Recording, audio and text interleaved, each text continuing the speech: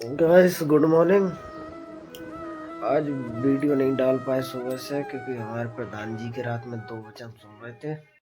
अरे देवा, ये गड़बड़ है बाबा। अगली पंचवर्षीय आ गई है तो प्रधान जी ने बहुत छोटे छोटे 2 वचन बोले हैं, हम आपको दिखाते हैं वीडियो में।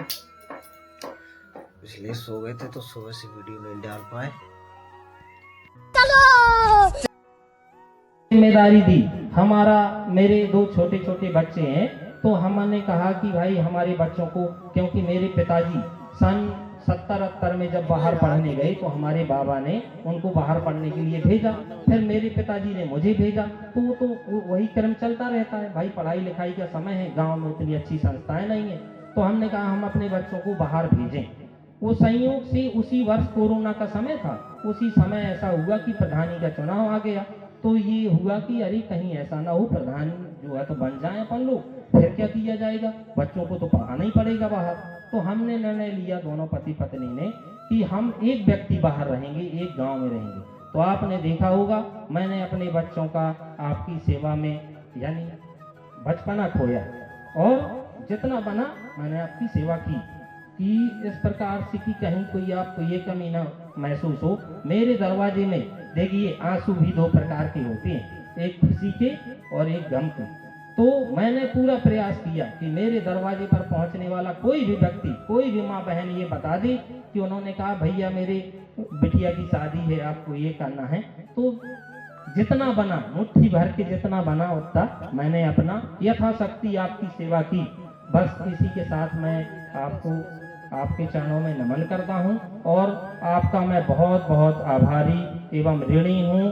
आप लोगों ने पूरा मेरा जो सहयोग किया इसी प्रकार, और इस मंच से भगवान राम की, इस मंच से रामलीला के इस मंच से मैं आगे को शुभकामनाएं दूंगा। हमारे गांव का जो भी मुखिया हो, हम हो या कोई हो, हमारी शुभकामनाएं उसके साथ। भगवान उनको सद्बुद्धि दे कि किसी प्रकार की गलत कामों में संलिप्त न रहें, बहू बेटियों को सुरक्षित रखें और किसी भी प्रकार की दलाली से दूर रहें। देखिए जो जैसा, मान लीजिए हम आप हैं, हमारे अंदर ही राम है और हम ही रावण।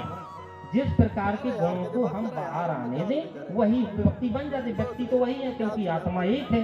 तो जैसे हमारे गांव में मान लीजिए 10 मुर्गा खाने वाले हैं और 10 चंदन लगाने वाले हैं, 10 शाकाहारी हैं, तो मुर्गा खाने वाला व्यक्ति क्या सोचेगा कि यार कहीं मेरे ही जैसा व्यक्ति बने तो बहुत अच्छा हो।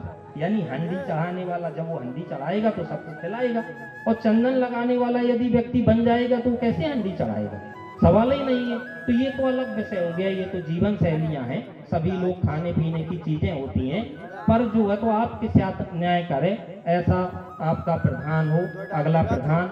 और देखिए इस गांव में बहुत कम लोगों के पास बोलने की शैली थी, यानी इस गांव में जो मुख्य वक्ता थे उनमें मेरे पिताजी एक मुख्य वक्ता के तौर पर रहे हैं। उनके साथ ही हमारे आदरणीय जुगल किशोर यादव जी, श्री दादाजी, जो मेरे पिता तुल्य ही हैं, और बहुत अच्छे अच्छे वक्ता, जैसे कुछ लोग मेरे बीच में नहीं हैं। हमारे चाचा जी थे श्री विजराज यादव जी, जो आज की उसमें स्वर्गीय हो चुके हैं, मैं उनकी आत्मा की शांति हेतु वो करता हूँ।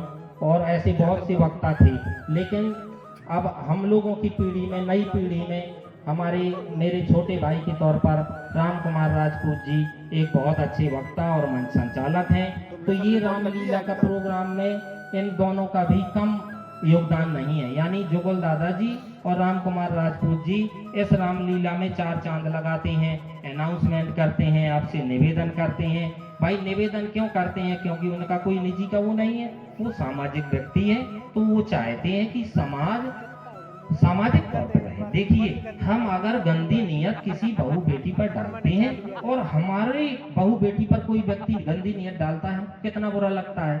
तो मेरे भाई ये बताओ, ऐसे ही तो वो भी माँ बहन है, सब माँ बहन है, आप खाया पिया आराम से घर में सो जाएं, किसी प्रकार का वो ना करें और सहयोग बनाए रहें। मैं जो है तो बहुत बहुत आभारी हूँ दादाजी का, राम कुमार राजपूत जी का, और बहुत से अनगिनत ऐसे होते हैं जब कोई भी पिक्चर बनती है तो उसमें कुछ चेहरे ही सामने आते हैं, ऑन स्क्रीन जिसको बोला जाता है, ऑफ स्क्रीन बहुत से लोग होते हैं। 50 लोगों की टीम होती है, उनकी मैं कितनी वो करूं।